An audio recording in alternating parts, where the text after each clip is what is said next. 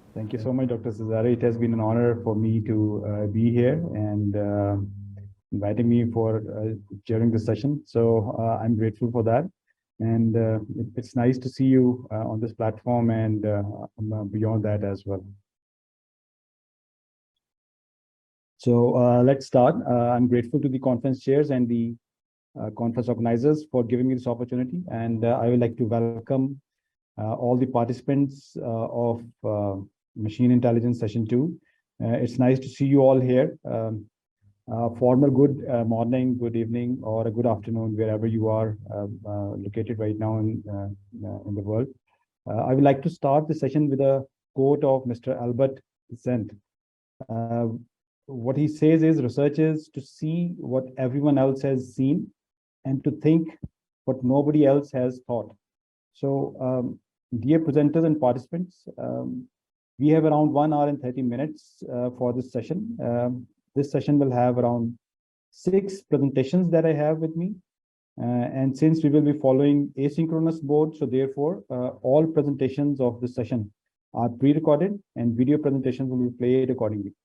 And after the presentation, what I have is the screen sharing will be stopped and presenting author will be unmuted. And the presenting authors are requested to please switch on their cameras if they have not already done so, once your presentation is completed.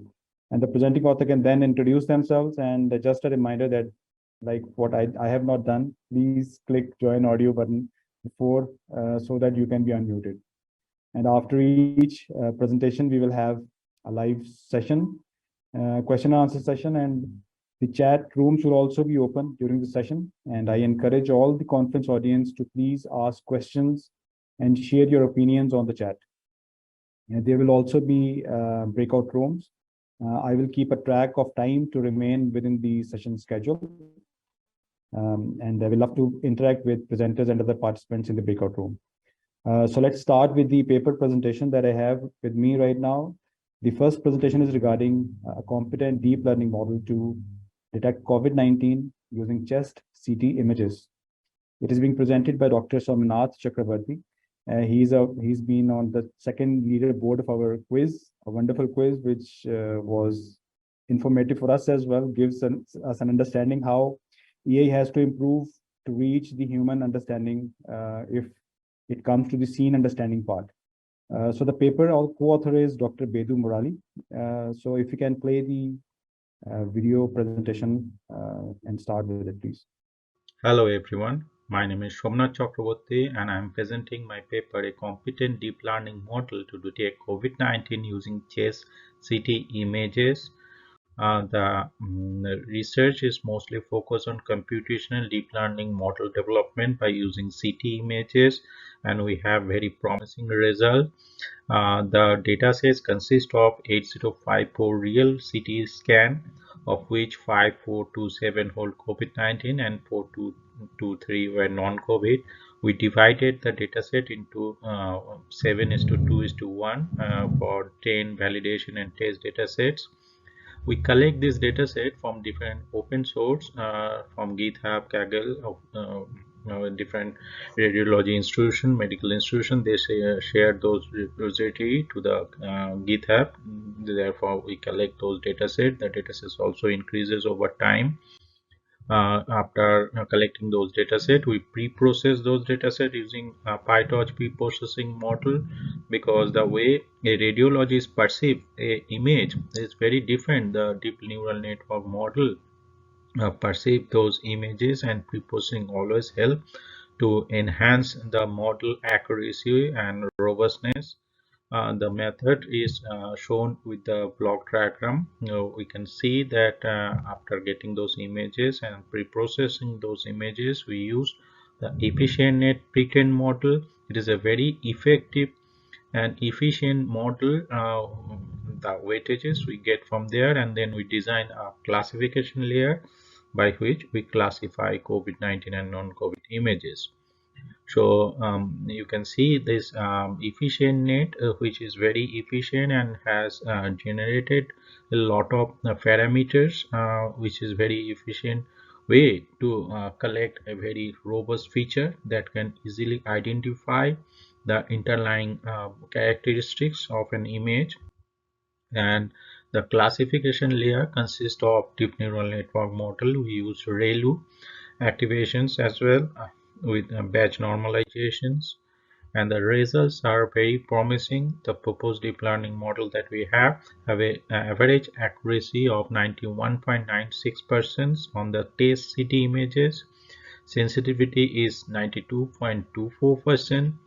Specificity is 93.01%, and F1 score is 0.90, which is very promising. We use threefold cross-validation technique, and we heuristically find out that after 20 epoch the values does not change, so it converge and get the optimum value. That's why we choose the 20 epoch. And with the graph of the loss curve that we are presenting, showing the convergence up to 20 epoch. And the accuracy graph is also shown in this slide. And these are the some results by which our deep neural network model, which is a combination of PPCNet and our classification layer, has successfully, with greater confidence, detect COVID images and non-COVID images as well, with very high score of confidence. And these are some characteristics analysis with other models. Also, it is highly debatable because their approach, though we try to understand and then use our dataset, but their model also use different datasets. Our dataset is more robust and more big in size. So the future approach would be used to understand what are the more improvement in terms of deep neural network model that we can do. And our deep neural network model is no way actually try to replace the traditional approach of detecting COVID-19 the way the biochemist RT-PCR way, the normal even rapid antigen test, those are the biochemist way. But it is an approach by which the doctors or medical fraternity can get more confidence while they are treating patients and reduce wrong diagnosis. That is our main objective of the research. So along with this deep neural network diagnostic model, they can also go with traditional approaches and have more accuracy in terms of their detections of COVID-19 while dealing with the patients. That's our goal. Thank you everyone. If you have any question, please let me know. Thank you.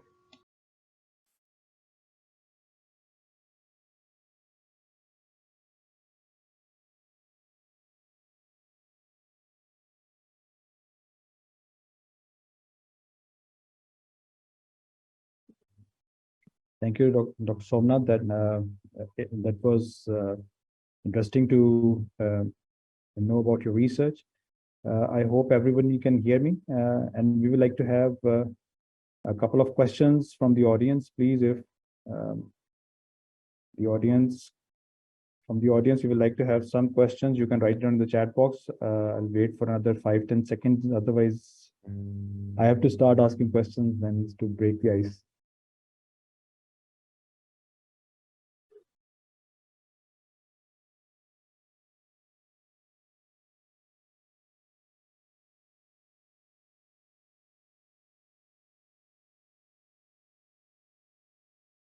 Dr. Somnath, nice to meet you, dear. I think we will take some time for the audience to.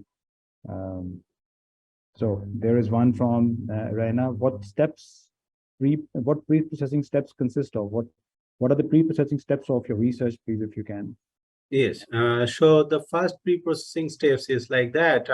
We are going for supervised learning deep neural network model development. So the leveling of data is there, and fine-tuning those data is a crucial part of deep neural network design.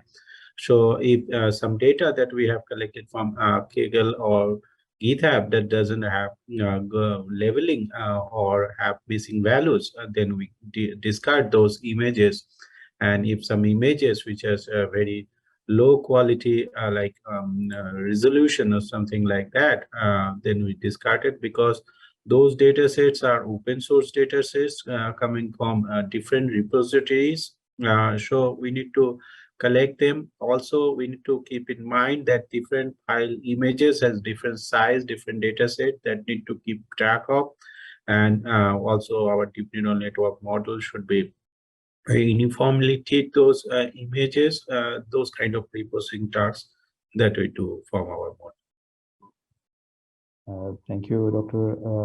Somnath. Leading to with that question, I also have one question: that what was the impact? Let me just paste it on the chat box. That what was the impact of performing pre-processing, including histogram equalization and the contrast enhancement, on overall accuracy of your model? If you can. Yes. So basically, those we use PyTorch pre-processing model that actually include all those.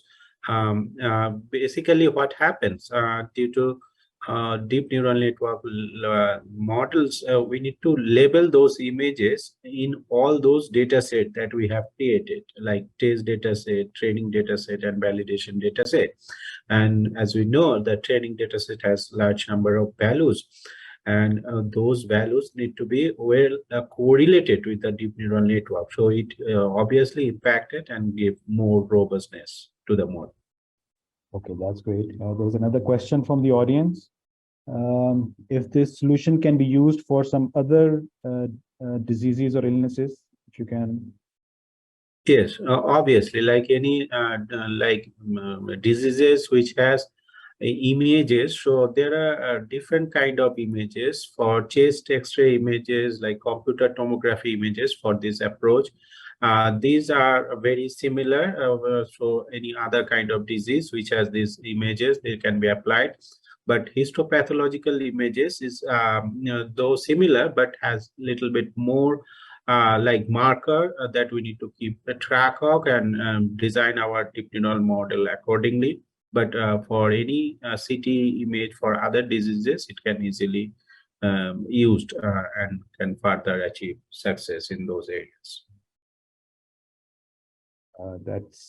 Thank you so much for your explanation. I hope we got the answers. The audience got the answers from Dr. Somnath, and thank you so much for your time, Dr. Somnath, and see you around in the break room as well.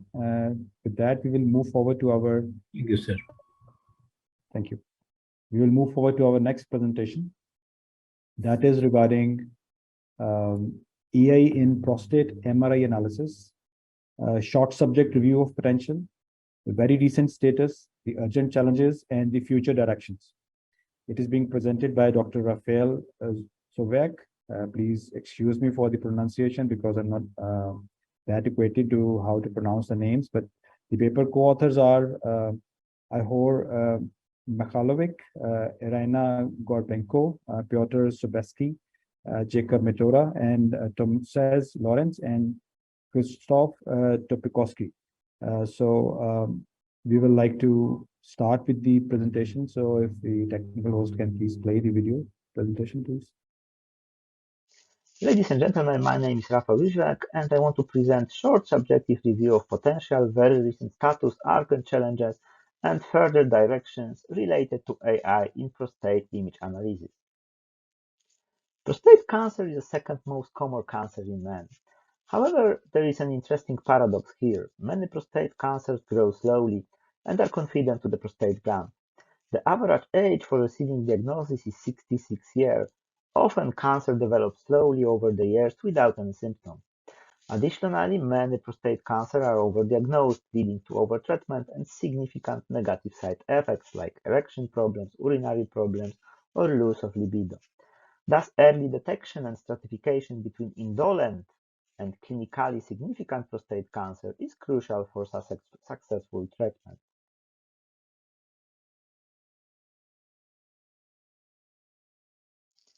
Introduction of NP-MRE to clinical practice has brought also new challenges. NP-MRE imaging depends heavily on the vendors of equipment and acquisition parameters. Interpretation process is complex due to the complex nature of multimodal image data, highly subjective and characterized by high inter-observer variability. Prostate imaging reporting data system, shortly called PIRAS, was introduced in year 2012 to standardize examination protocols and lesion reporting scheme. PIRAS provides standardized terminology for lesion reporting, so-called PIRAT lexicon. Additionally, a 5-point scale for prostate lesion categorization expressing the likelihood of clinically significant prostate cancer was proposed. Although PIRATs generally improve accuracy of lesion detection, problems and challenges still exist. We still observe poor intra-observer agreement, especially in unexperienced readers, good sensitivities, but relatively low specificities. Despite the continuous improvement of MRE technique, interpretation of prostate MRE is still challenging and generally is recognized to present a step learning curve. Processing and interpretation of prostate and PMRE data remain highly subjective and strongly depend on experience and training. This limitation opens possibility for artificial intelligence techniques to support the radiological workflow of prostate cancer diagnosis. We can summarize that urgent challenges in AI application for prostate image analysis lies at lack of extensive and well-annotated datasets, which are usually small, homogeneous, and single expert annotated, problems with the ground truth definition, different evaluation criteria, diversified databases, different cohort sizes, and limited multi-reader studies and prospective evaluation. Currently, in National Information Processing Institute, we are realizing InfoStrateg project, AI-augmented radiology, detection, reporting, and clinical decision-making in prostate cancer diagnosis. This project aims at creating extensive, well-annotated database of prostate cancer and PMRE examination, developing and improving AI algorithms for prostate cancer image analysis, and developing a novel structure reporting system, which is planned to become a place of natural implementation of AI solutions. Structure reporting platform, which is a natural radiological ecosystem for creating imaging reports, can be supported by AI algorithms, interacting with radiologists during structure report creation, thus augmenting radiologists' perception and supporting process of lesion assessment. During this year, we collected database of more than 500 multiparametric MRE examinations. All cases possess anatomical annotations of the prostate gland and zone, lesions annotations, and clinical and structural radiological information. Clinical ground truth was based on targeted fusion biopsy. Additionally, systematic biopsy was performed to get a full clinical view. Database consists also a group of about 100 negative cases without suspected lesions, so without biopsy. All negative cases were additionally verified by 3 radiologists to eliminate the possibility of overlooking a suspected lesion. Anatomical annotation were prepared for every case on T2 axial images. Different prostate zones were annotated. In case of lesions annotation, every study was annotated by 3 radiologists independently. We propose definition of radiologically confirmed lesion, understand as a lesion annotated visually and radiologically consistent by at least 2 radiologists. As a clinically confirmed lesion, we assumed lesions properly verified against historical biopsy data. Only coherently annotated lesions, radiologically confirmed with biopsy correlation, were accepted. Example of such a verified lesion we observe here. Suspected lesion was annotated consistently by 3 radiologists, assigning high PIRAT value 5. Biopsy data confirmed presence of cancer in that localization with Gleason score 4+3. Such a restrictive inclusion criteria allows to exclude from the database cases with ambiguous radiological description. Example of intra-observer variability can be seen here. Different lesions were annotated by different radiologists without agreement in PIRAT's assessment. Cases without correlation with biopsy information, example can be seen here. First lesion possess biopsy information, another 2 lesions possess no biopsy information, that might be missed lesion. Additionally, we also excluded cases with negative targeted biopsy, but with positive systematic biopsy, so possibly missed biopsies. We also proposed proof of concept version of the AI for AR structure reporting platform. This platform is dedicated to structure reporting of radiological examination, possess modular and extensible architecture. Additionally, platform is integrated with XNAT database and OHIP DICOM viewer.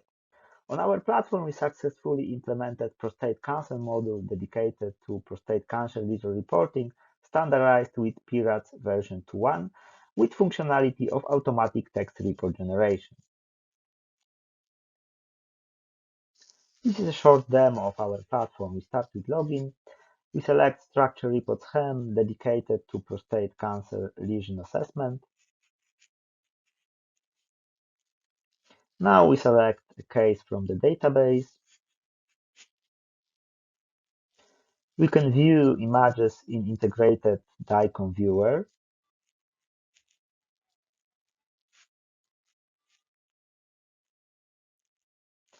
You can put basic clinical information.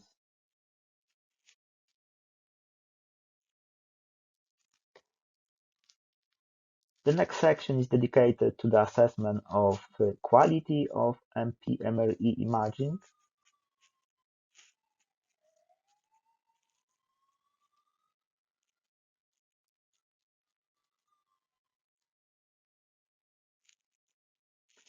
Next section is dedicated to the general assessment of prostate. We put the dimension of the prostate. Volume is calculated automatically. Then we can select general description of prostate zones.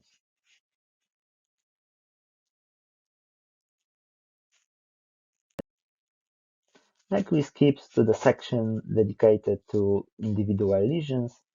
For every lesion, we can select size of the lesion, localization. Then we select features related to extraprostatic extension, and then we select features related to individual sequences in MP-MRE data. For every sequence, we assign a PIRADS assessment.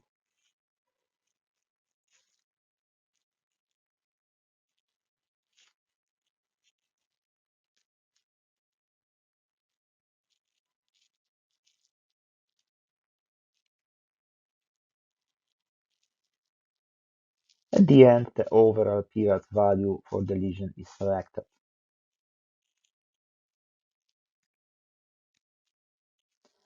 At the end, we have a section dedicated to staging.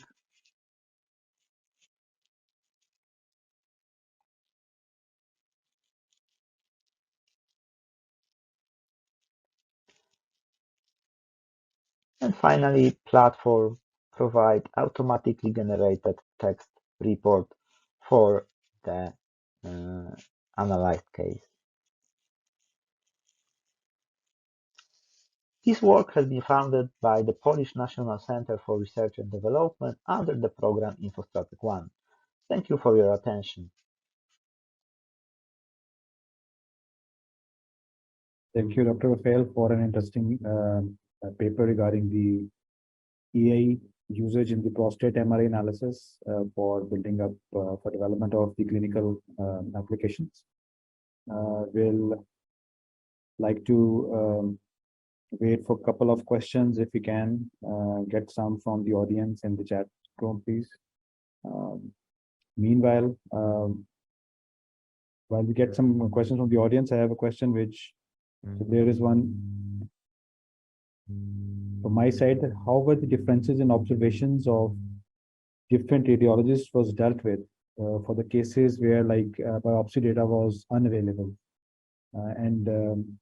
Leading from there, what can be done to reduce the intra-observer variability of these datasets? Okay, maybe let's start from the end. Yes, to what can be done to reduce the intra-observers variability in the data set. Now, truly speaking, it's hard to do something to reduce such a variability. Yes, the the idea was to include so many radiologists to describe the data, yes, to find only cases, select only cases from the huge number which was at the beginning, which are the most consistent, yes, in the description, yes, because that process of different intra-observer variability is quite natural, yes. So it's hard to totally omit that. So to prepare a good data sets, yes, to be able to not possess only cases for learning machine learning algorithms, yes. The only way, yes, to deal with that is to exactly select only such a cases which are when the radiologists agree the most, yes, we can say, yes, when we have the full agreement, when all radiologists or most of the radiologists, yes, give almost the same decision, the same description, and we have also the consistent results with the biopsy which was performed. Yes, no, that was our idea, to propose such a data set of such a high quality, because without such an assumption, when we work with one expert, for example, one radiologist, yes, of course we can select more cases, about, I don't know, 500 or more, even more, yes, but because we have only one expert, that will be a single opinion, yes, which can be different than other experts, yes. Of course, when we include more experts, natural intra-observer variability exists, yes. So the final number of cases is smaller than the beginning one, but all that cases which finally left, we can say are of very high quality, because that's only cases which possess good, consistent description prepared by the all radiologists. Yeah? So that was the idea of creating such a data set. In situation when such a intra-observer variability, high intra-observer variability exists, yes.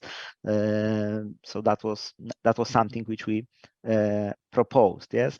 Now, in case of the cases where the biopsy data was unavailable, we haven't such a cases when it was totally unavailable. Yes, we only have situation for some cases that the targeted biopsy, even there was some initial diagnosis from the radiologist, the targeted biopsy was negative. Yes, so sometimes we additionally possess also systematic biopsy, which was some additional form of confirmation in case the targeted biopsy was negative, but systematic biopsy was positive. So there was a chance that maybe targeted biopsy was not performed very well, maybe was missed. Yes, we also additionally excluded such a cases, which was quite risky. Yes, in case targeted biopsy was negative, but systematic biopsy give us some positive results. Yes, so such a cases was also excluded to avoid some biases and risk. Yes, so that was additional element of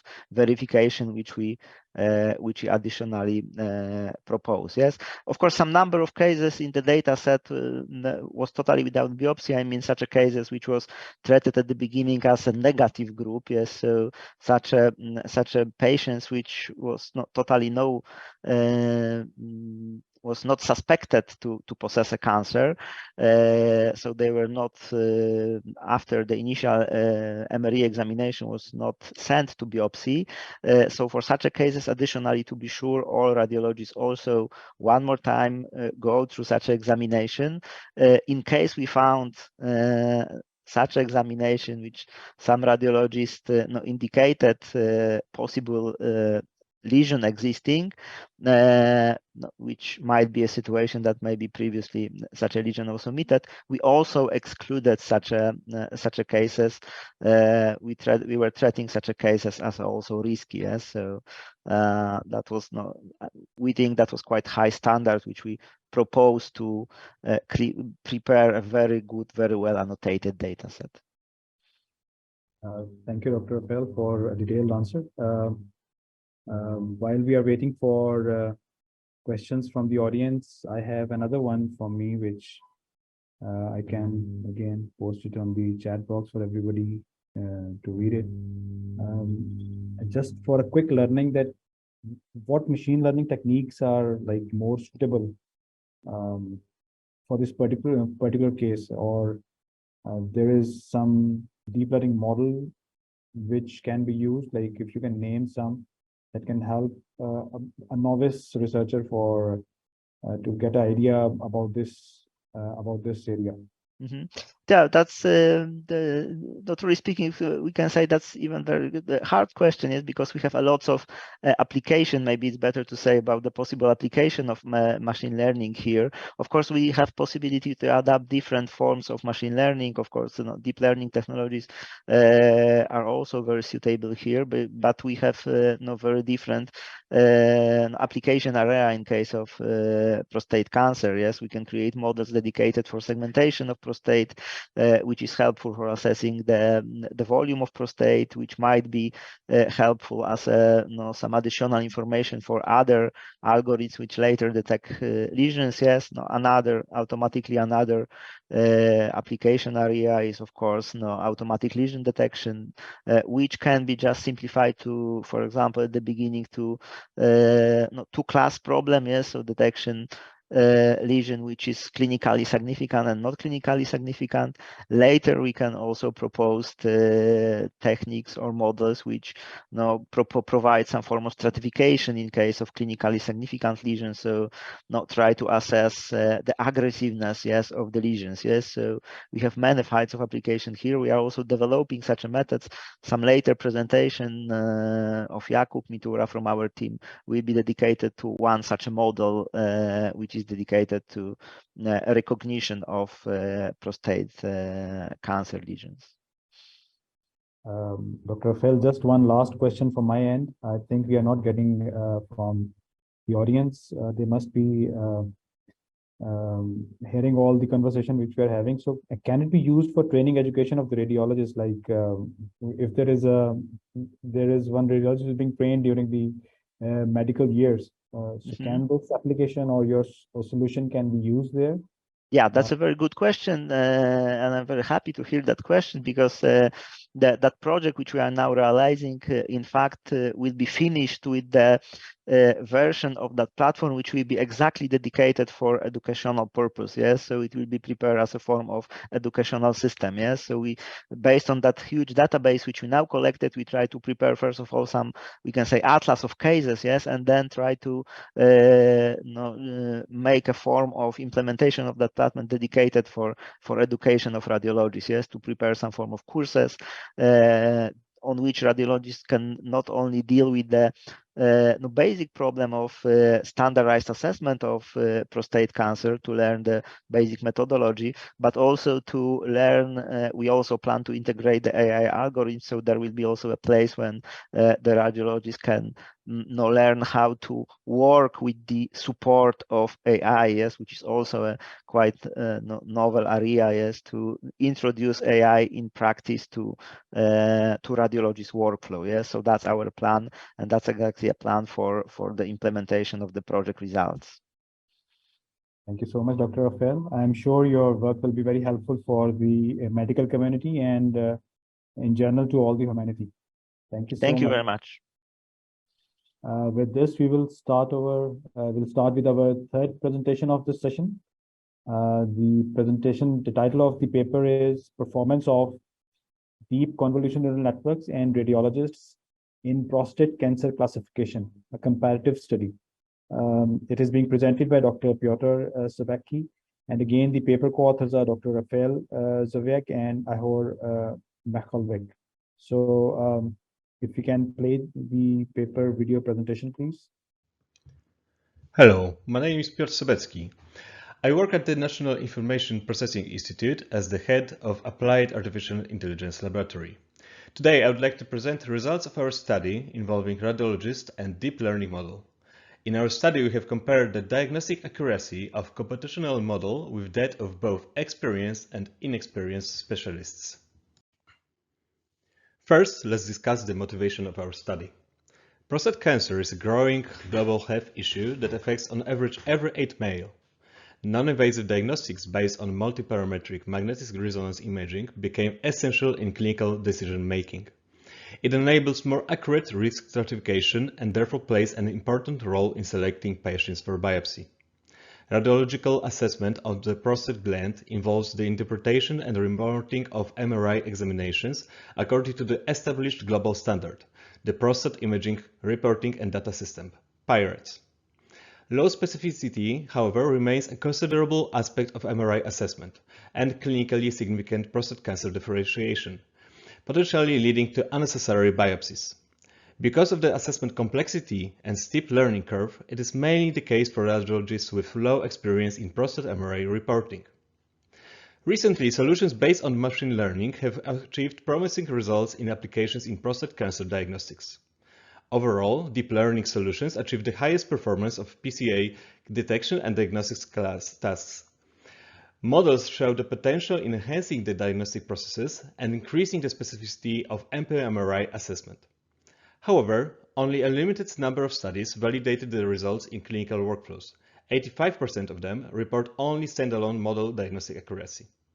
It remains a question of how the diagnostic accuracy of deep learning solutions relates to that of radiology experts and what could be expected from the integration of computational models in diagnostic workflows.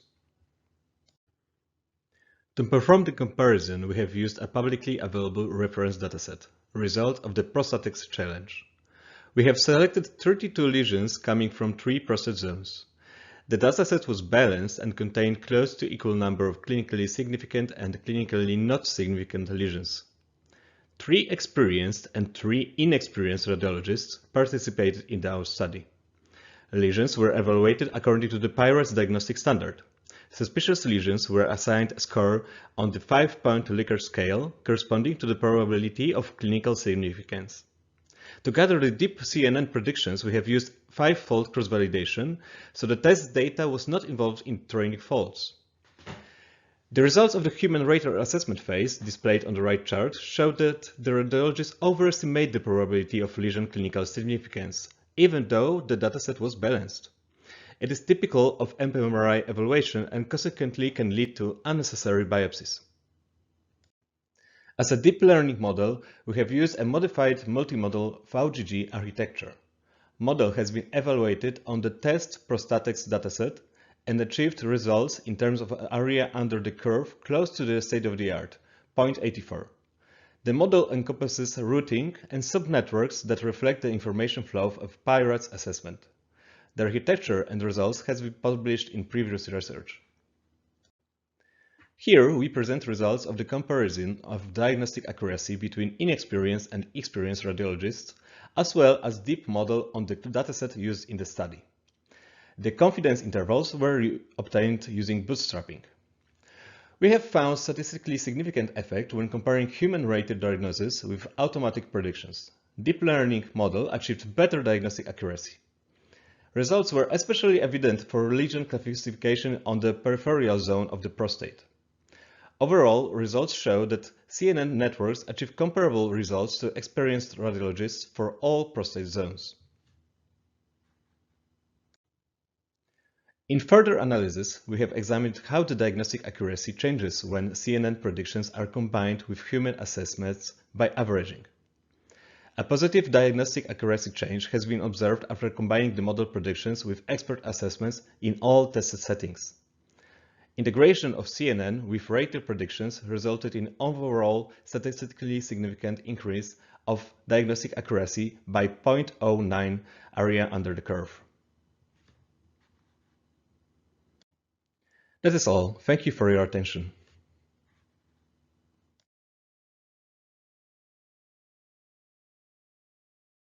Thanks, Dr. Piotr, for an interesting presentation. It's an extended version of your work at the research team with Dr. Rafael, I suppose. I'm very amazed to see the progress which is going on this topic. While we are waiting for some questions from the audience, I'm writing down one of mine in the chat box, that what is the way forward for the successful implementation of these AI-based tools in clinical practice? Like how we can use it? It is going to be used as a computer-aided diagnostic tool, or yes. Or what would be the form of? Yeah, we have to focus on practical applications that are responsible and transparent for the users. First of all, we never aim to replace the radiologists in the process. So the tools that we want to integrate has to be integrated in such a way into diagnostic processes that aid the diagnostic procedures. What we aim to do is to integrate it on the level of structural reporting. So the predictions from the networks predict the variables coming from diagnostic practice. So the work that presented Rafał Jóźwiak, we see that the future of the integration is on the place of structural reporting. So the intermediate variables that compose the structured reporting are predicted, not the prediction of only the clinical significance, because it's very hard to interpret. What does it mean that the network returns the probability of 80% that the lesion is clinically significant? It's very hard to use by radiologists. It's very hard to use that information in clinical workflows and diagnostic workflows. So what we want to do is we want to predict the variables that compose the structural report in such a way that radiologists can interpret them and understand them. It's the same language for them. So when there's some contradiction, the radiologist doesn't agree with the assessment, he can easily change the prediction that came from the neural network and correct the diagnosis. So it will be used as a computer-aided diagnostic tool for the radiologists. Yeah, as a reporting tool. That again is essentially required. Not just in prostate cancer, we have seen it in many other applications as well. I recently experienced that with one of my extended family members, and we had some different readings from the radiologists which actually were not the same which were there. So yes, it is an essential area and requires a lot of work, which again, a great job being done from your research group. I have another question. What was the overall sample size of your data which was there, like the data split used for your model while training? Yes, so the training data set of prostate data set is around 300 cases. The cases counting the lesions, not the prostate organs, because the prostate cancer is multifocal. Very often it has multifocal lesions. So when I say lesions, it's a number of cases in the data set, and basically we base on ROI. So each lesion is separate, is counted separately. So it's about 300 cases, and we used 5-fold cross-validation in our testing settings. Yes, so when we estimated the predictions for those 32 lesions that were part of the study we presented to radiologists, the network was trained on the part that did not compose the test samples. Okay. What could be the pre-processing operation for all this data to be? Yes, it is actually one of the most challenging part. One of the most challenging part of this work on the deep learning application was the overfitting problem, because we had these deep neural networks that were trying to predict prostate cancer based on 300 cases. So it's very easy to overfit, and this is the main issue. So we used a lot of data augmentation that involved random noise addition, histogram stretching, random flipping, and we did it in both ways. Also offline augmentation, so we just saved the data and expanded the data set, and we did also online augmentations during the training. So during the training, we also shifted the histogram, added random noise, and did those manipulations, and actually that helped. What we did is we parallelized the processing on CPU and GPU. So on CPU we had the processing and data augmentation, and on GPU the network training. And actually it was something that helped to stabilize the network. So the data processing was very simple, basically, because it involved the standardization of the raw samples.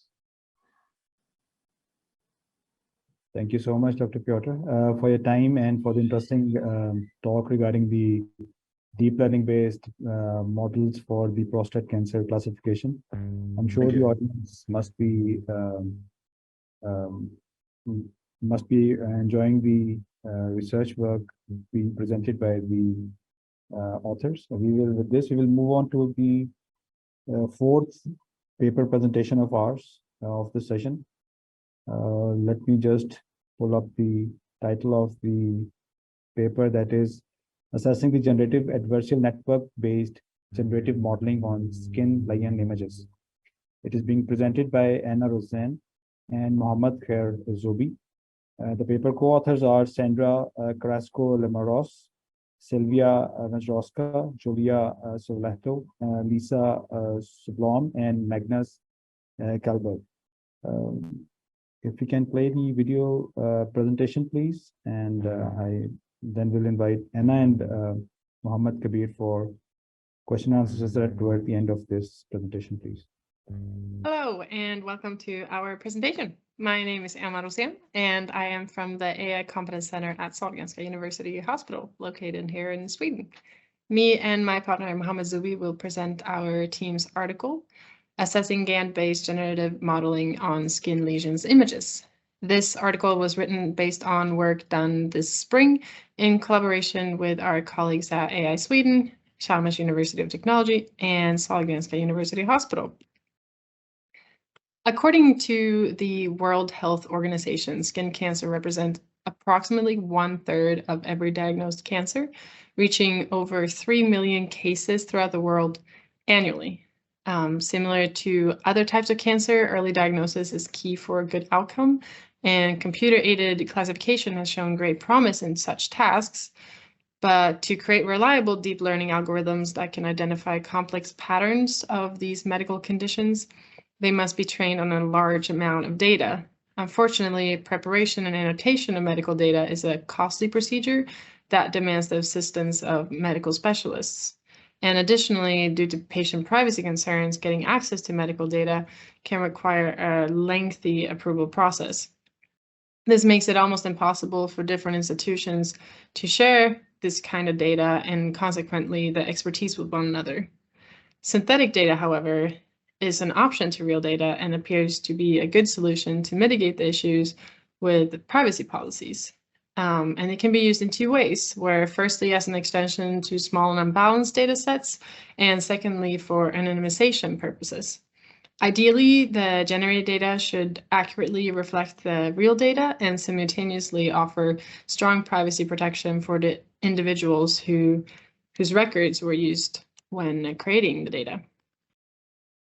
So in this work, we performed a detailed study on GAN-based artificial data generation, specifically focused on StyleGAN2 ADA architecture in conditional and unconditional settings. The dataset we used to train our models was from the International Skin Imaging Collaboration, ISIC, from 2019 and 2020, where this data includes cases of many skin disorders. The ones we focused on were malignant melanomas and then benign skin lesions.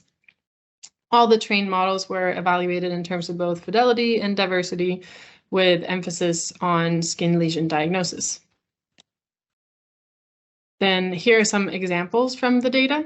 When evaluating the models, we found that the conditional GAN performed better at overall resembling the real sample distribution, while the unconditional GAN gave a better perceptual path length score, which we could take advantage of when exploring the latent space, as it meant that the images are more linearly separable.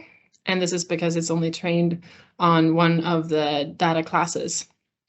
Then the generated images, so you can see here, have the same characteristics as the original images, where the features such as hair strands, the rulers, the frames from some of the imaging devices are also present in the generated sets. And these types of artifacts can lead to an overrepresentation and then bias the classifiers.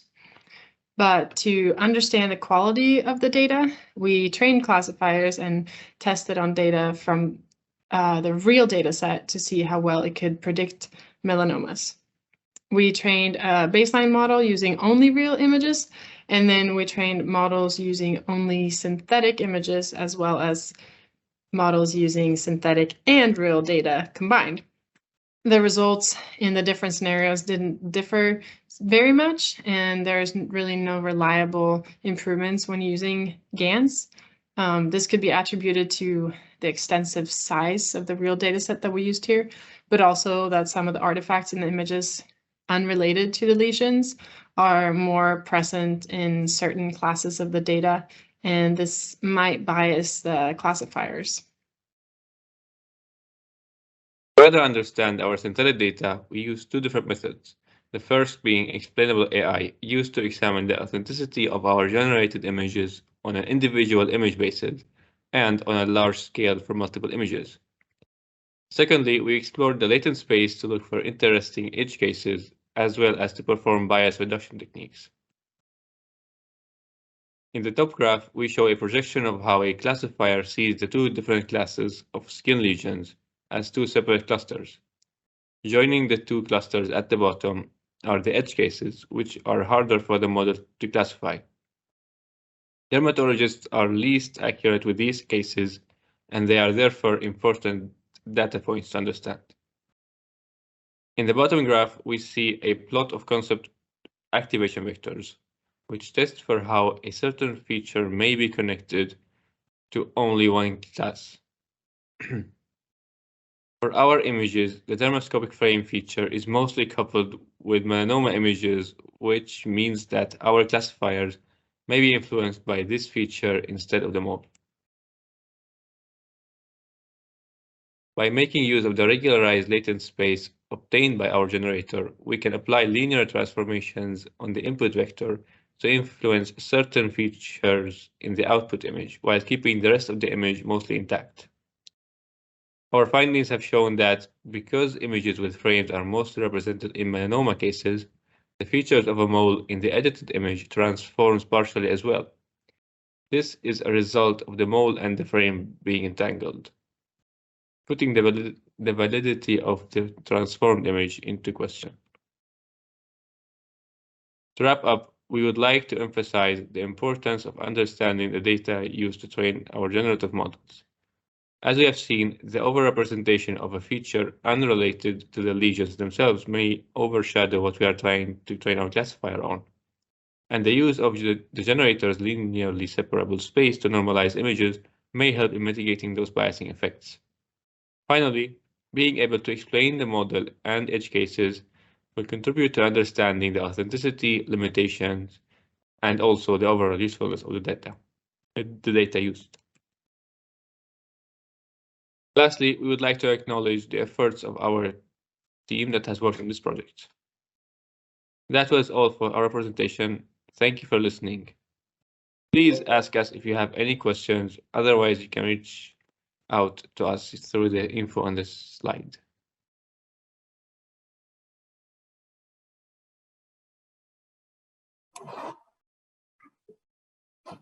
Thanks, Anand Mohammed, for an interesting paper and the presentation. It was really interesting to see how you guys have used GANs to generate the synthetic image data. And your work can obviously is obviously going to address the limited data issue which is there in the skin cancer, and this not in just in skin cancer, in most of the other medical fields. So that's an interesting use of GAN. So I would love to hear something from the audience. If you don't get it by then, I have a question which I'm writing it down on the chat box as well. How can the performance of your GAN-based anonymization be measured? And what are the potential metrics that can be used as a gold standard?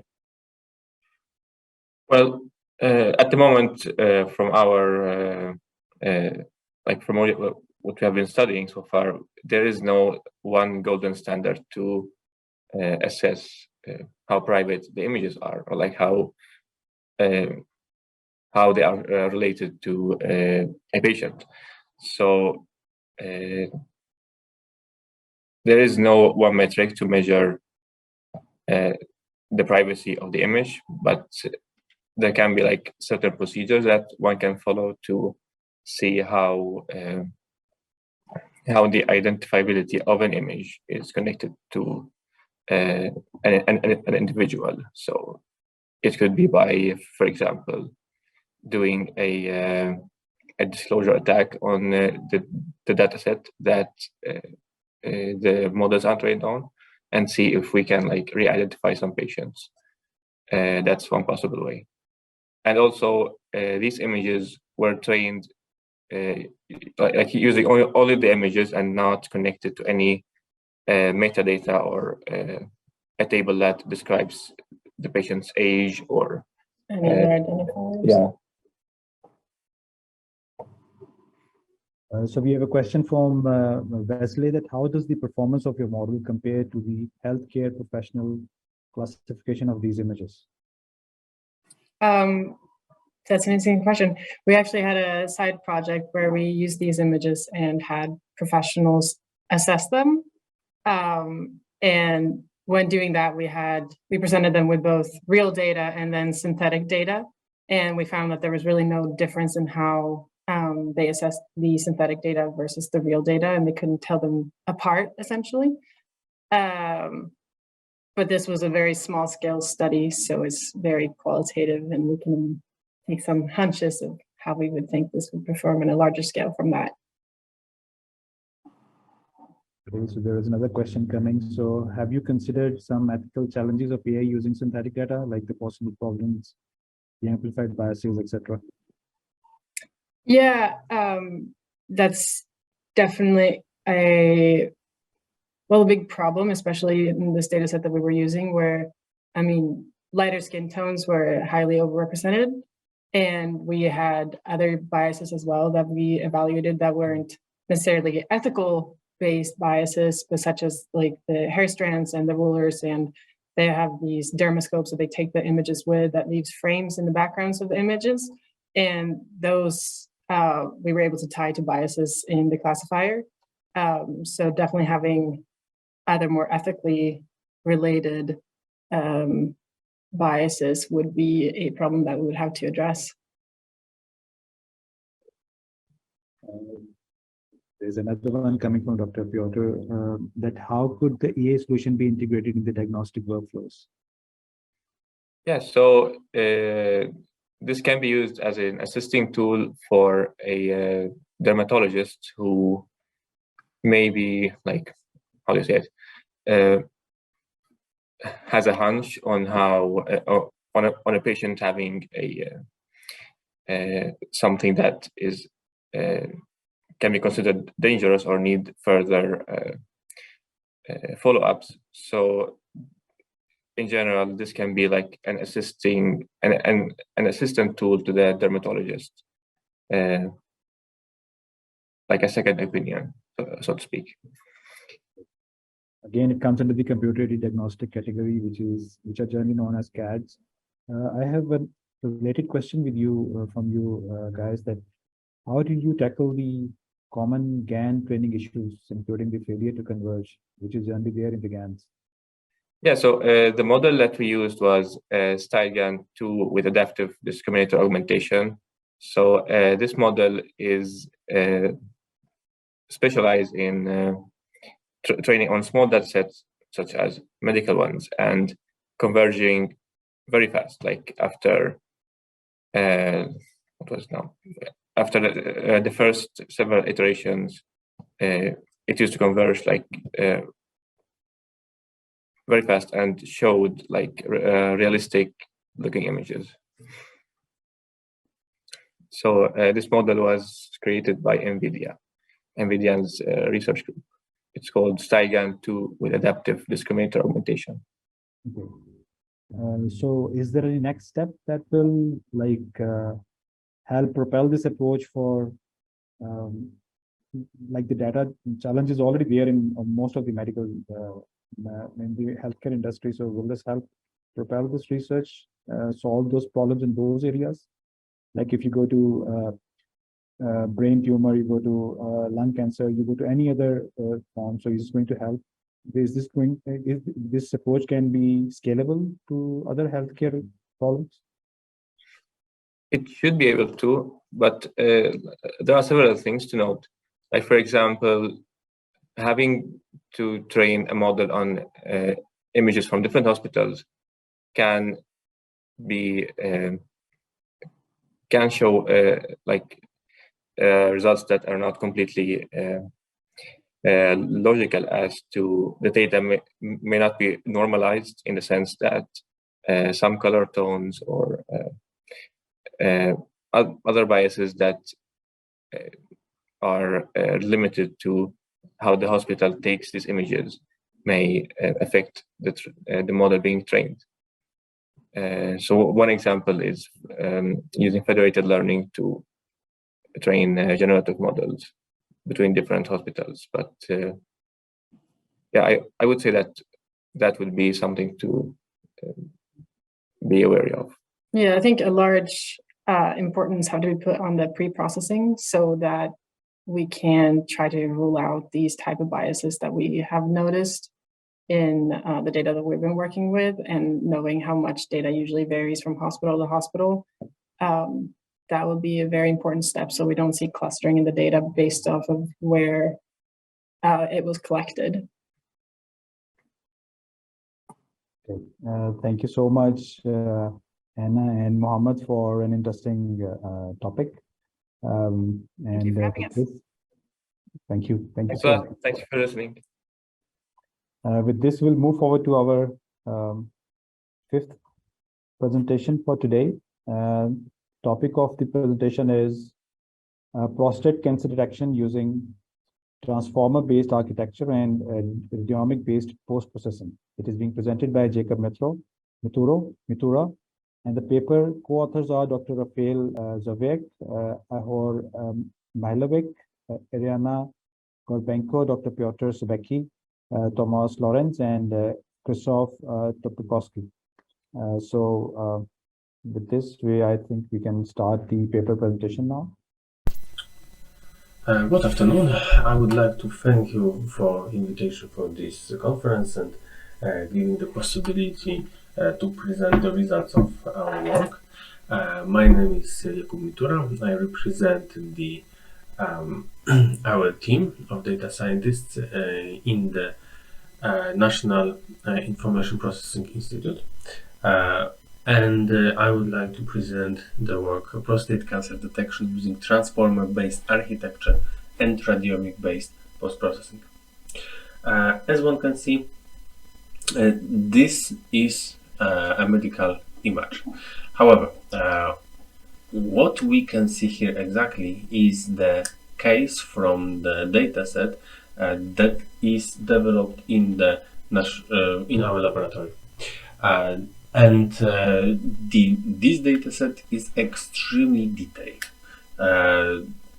It shows not only the lesion here, so lesion representing the prostate cancer, but also very detailed anatomy, zonal anatomy of the prostate. Okay, and this dataset was during the development for past year. Now it's ready for, and we will soon start developing algorithms on this dataset. However, before it was sufficiently developed, we wanted to already establish the optimal candidates for the deep learning architecture that would help us utilize this dataset for detection and segmentation of the cancer, prostate cancer.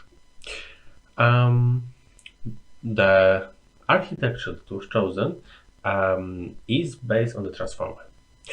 This shows the first transformer that was used in computer vision.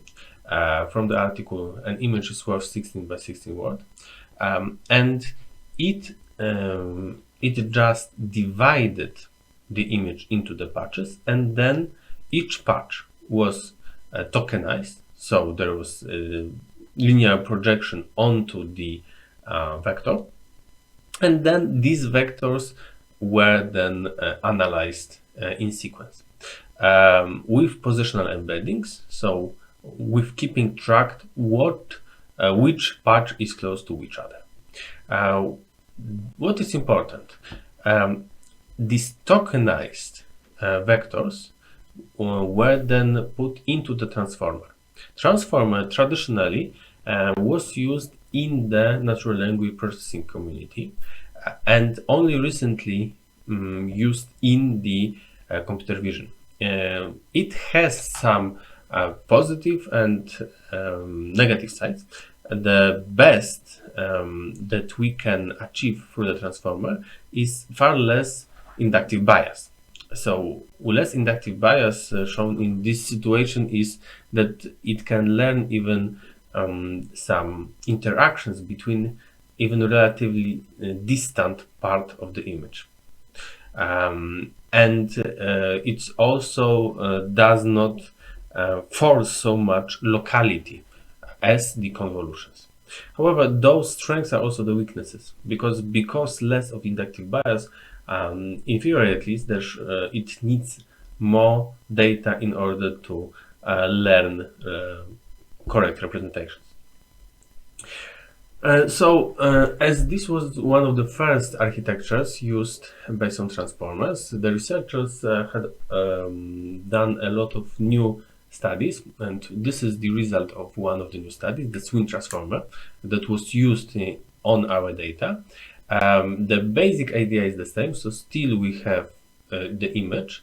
In this case, it's 4 channels, so we have the segmentation of the prostate as the first channel, then we have different modalities of the MRI, of the male pelvis MRI. Then we get a partition, then we have sequence of embeddings and of the encoding and decoding. What is important, we also have the skip connections between the layers, giving the something reminiscent of the UNet architecture that was so well studied and so and had such good results for the computer vision and segmentation in the medical imaging. This in blue we see the output of our algorithm. In green we see the gold standard. So blue, as we can see, basically this lesion is correctly recognized as the prostate cancer. However, this is obviously not. In order to increase the specificity of the model, we wanted to filter out those false positives. And we achieved this through the radiomic analysis. That is for the time being very simple. We are just analyzing the size of it, the roundness, and the elongation. So we just analyze the shape of it. As we see, for example, this is very long and big. And has so on these qualities, based on these qualities alone, we can filter it out as false positive. In those cases, they are also elongated, but this is just not seen in this plane. And here is the image after filtering out. Yes, so after we filter out only those lesions, only those changes that are in agreement with the set conditions, in this particular case, all of the false positives were filtered out. And this is table showing us why is it possible. It is possible because, as we will see in a moment, for example here, the properties of the false positive are ranging, have far greater variability. Hence, there are a lot of those such false positives that we can safely ignore. Yes, so all of them below 0.45 and above 1 of the roundness values can be basically safely ignored with the small exceptions. Similar situations with the physical size. Yes, so both very small and very big changes are not important. And with elongations, one more time the same story. Yes? So we can see far higher variability, far bigger values possible in case of the false positive than in case of true positives. And here we can see the newest iteration of the 5-fold cross-validated architecture, we can see that in the continuous line here, for example, we can see that model can train up to 0.65 values on some faults, and this is result that is very close to the some of the gold standard baselines of the PKI challenge, on which we trained the data for this pilot study. Thank you very much.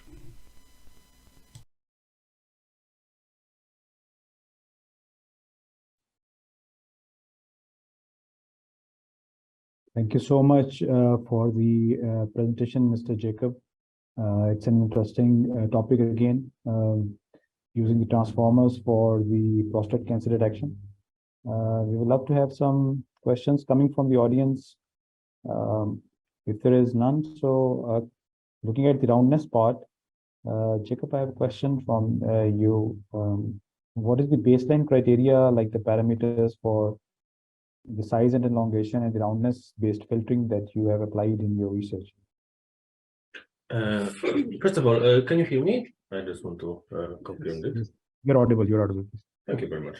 My camera is not working for me. Okay. Generally, if I understand your question correctly, the values for the optimal values for these radiomic properties of the shape of the changes were just chosen on the basis of the data set. So we first run the algorithm through all of the cases, and then checked, saved this in the table, basically, and established what were the properties of all of the changes that are correctly recognized, and all of the changes that are incorrectly recognized. And this was the basis for those histograms that were shown during the presentation.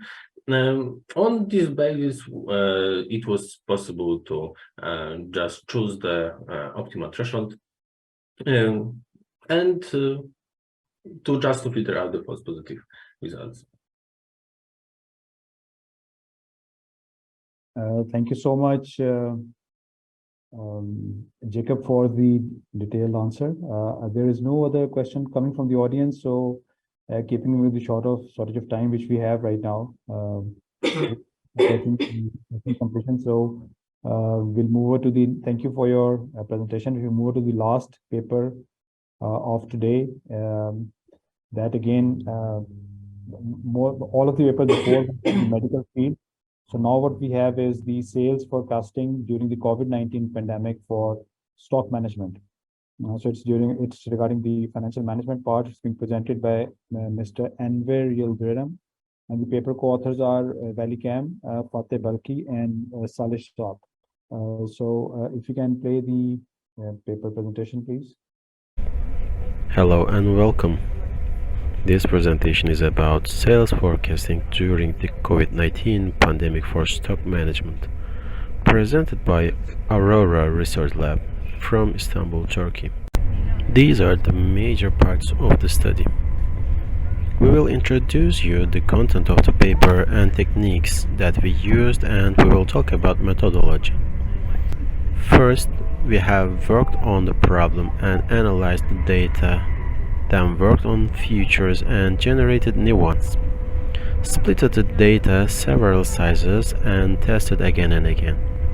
Lastly, we see the results. Our R&D center. The company that we are working for is a software company in Istanbul, and at the same time it has a research lab that works on many fields of AI. This study is one of the forecasting projects that we worked. Let's look at the paper in details. When customers go to the store, they want to buy the products they want at an affordable price. It is essential that the store supplies the needs of the customers, namely the demand, If the store does not present the customer's need to the customer, it may lead to customer dissatisfaction and loss of customers for the company. Reputation of the company in the eyes of the customers is also important. Their customers want to buy the product they want at an affordable price. Inventory management is very important in order to ensure the continuity of the product in the store and to have an affordable price. Inventory management plays an important role in customers' access to products and in affordable prices compared to the other competing stores. Effective stock management benefits the store and the customer. Inventory management is to ensure that the products offered by the stores to their customers are supplied from the suppliers and that the customer can reach them on the shelves of the store at more affordable prices than the competitors of the company. There are two criteria here. It should be ensured that the customer has continuous affordable access to the product. When the criteria are met, the customer satisfaction will increase the profitability rate in the market, of course. At the stage of placing an order with the supplier, which is one of the most important steps of stock management, orders are placed by estimating the sales quantities. In order to be able to manage the stock, it is necessary to predict how much of each product will be sold. When the estimated quantity is less than the sale, the customer will not be able to find the product they want in store. If the sale of the product is underestimated and customer cannot reach the product, it will cause loss of customer and reputation in terms of company. When the estimated quantity exceeds the sales, the store will make a loss for the items remaining in stock. If we overestimate the sales of the product, we have to store the product, which is our warehouse cost and therefore the cost of the product. It makes it difficult to offer affordable product to our customer. Customer habits have changed during the pandemic period. Hence, sales forecasting methods also need to be updated. Due to the curfew at certain hours, customers couldn't go to the stores. The frequency of customers going to the store has changed. Sales forecasting ensures that sales continue before stocks run out and provides a real-time forecast for every station. In this section, the machine learning and feature extraction methods we use are explained. It is possible to examine the method we followed in Figure 1 in 6 parts. Machine learning models used to forecast sales are used for stock management. Models used in forecasting by training the data of the non-pandemic period produce low accuracy predictions during the pandemic period.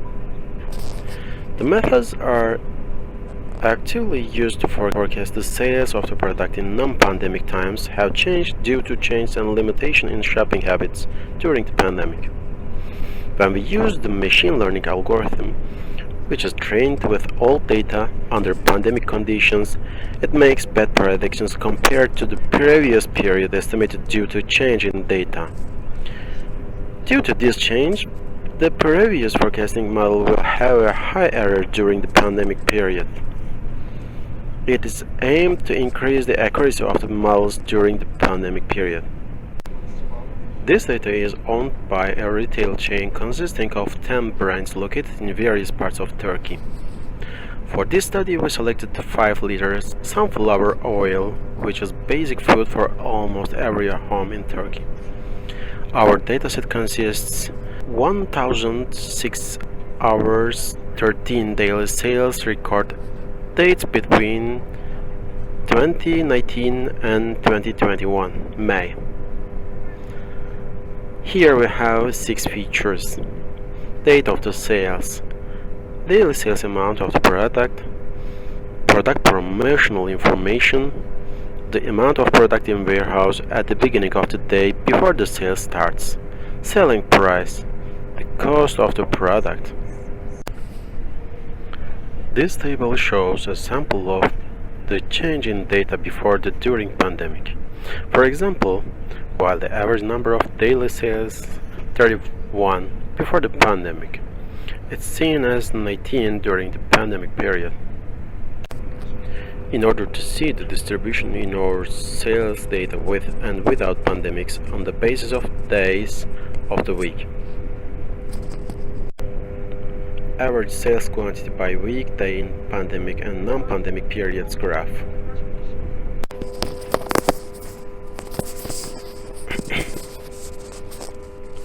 Feature extraction. In the light of the graphics in the analysis section, the pattern and characteristic of our data have changed due to the change in sales habits during the pandemic period. Because of this change, when our machine learning models are trained with the data before in the pandemic, the consistency in the predictions is lost because the pandemic data is different. For this, we can add new features, taking into account the information in the analysis section so that our model can better learn the changing data and non-pandemic data. Is pandemic the character of sales during the pandemic period? Day of week, day of year. These features were extracted from the time feature of our data in order to be able to deal with year. Is weekend. Weekday and weekend sales are different in the retail industry. It's said by retail experts that people shop more during holidays. In order to express this situation in our data, we add this new feature to our data. We divide our data into two, as data to be used training the models and then as data to be used in testing in order to measure the predicted performance to trained model. When dividing the data, considering that our data is time series, we determine the training and test parts by shifting in order to see the change over time in the time series data. The part immediately after the data taken for training and taken for testing. Figure 5 illustrates this approach. Each shift is evaluated as a step, and the model is trained with the training data at each step, and evaluation metrics are obtained with the test data. Then the average of the scores obtained in all steps is taken. Solving regression problems is one of the most common applications for machine learning models, especially in supervised machine learning. This model takes and input and output data as training data. Algorithm establishes a function by learning between the input and data, the output data, and learns the statistical pattern in our data. Estimates are made with the learned model.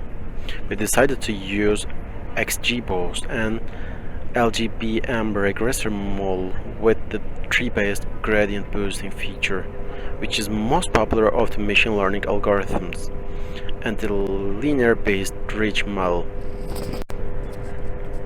Performance evaluation. Metrics allow us to evaluate our model's predictive performance after training. We will use MEFE and RMSE metrics to measure our model. These metrics are frequently used in regression tasks. MAPA, average absolute percentage error. MAPE is a measure of the error in estimation or forecasting method in statistics. RMCA, the mean square error. RMCE is a commonly used measure of the difference between values predicted by a model and observed values. By training our data in comparative way, we will make evaluations by observing the effect of the features we add on the result. Two datasets were created. The first contains features related to the pandemic and the other does not. We trained these datasets XGB regressor, LGBM regressor, and ridge machine learning models, and evaluated our models with the performance metrics that accurate the estimation they made on the test data. The results were obtained with the test data after the training are given in table considering the results. Our model makes 25% improvement in the one step ahead sales prediction. If the market chains cannot manage the stock well, they may face the risks of loss of reputation in public, storage due to excess of stock, or deterioration of the product due to insufficient supply to the incoming demand. As a result of our work, we have developed a new feature that can be used for the pandemic period, and by adding this feature to other already existing features, we have improved the consistency of our predictions. Our model makes 25% improvement in the one step ahead sales prediction. Thank you for joining us. Thank you, Anwar, for the presentation. I think we do not have the authors with us right now, so we will skip over the question and answer session for the last paper. It was an interesting research, though. With this, we have approached towards the end of our session, and I would like to say one thing here, that knowledge is knowing a tomato is a fruit. Wisdom is not putting it in a fruit salad. So with this, I will officially close the machine intelligence session 2 of day 3. And thanks again to all the authors and the participants for attending this wonderful session. All of you are invited to meet in the breakout rooms for the papers which are there, so you can continue the discussion with the presenters and the participants. And I would like to thank all of the sponsors and organization of MIDI 2020. We hope to meet next year again. See you all. Happy Christmas and happy holidays ahead. Thank you very much. Thanks to all the authors of today's presentations, and thank you again, Dr. Rana Hamad-Roza, for sharing this session today. Like you said, we have breakout rooms open now, so I invite authors and people interested in the discussion about the topics presented to join the breakout rooms, and this will be the last point of our agenda for today. So I would like to thank all the presenters, chairs and participants for being here with us, and let's meet tomorrow 11:30, a bit later than on the last 2 days, yesterday and today. So tomorrow we start a bit later, 11:30, and at the end of we will have 2 sessions with presentations, and we also will have a invited presentation about research for 4.0 and the keynote. And of course, at the end of the conference, we'll announce the winners of a Best Paper Award. So thank you again, and see you tomorrow. Breakout rooms are open. You might join now. See you tomorrow.